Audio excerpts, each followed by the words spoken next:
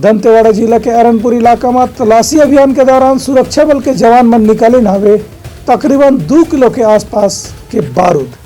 विधानसभा चुनाव के अंतर्गत दंतेवाड़ा जिला के प्राय सभी मतदान केंद्र में आज मतदान शांतिपूर्ण ढंग से संपन्न हो गए। हालांकि सीआरपीएफ के जवान मन अरनपुर से सुमापारा की तरफ जब तलाशी अभियान पर निकले रही हैं तो रास्ता में अमूमन 2 किलो के विस्फोटक बरामद करीन हैं। सीआरपीएफ जवान मन के कहना है कि माओवादी संगठन डहाले पुलिस और सुरक्षा बल नुकसान पहुंचाए के इरादा से ये विस्फोटक ला जमीन के नीचे छुपा के रखे गिरी से।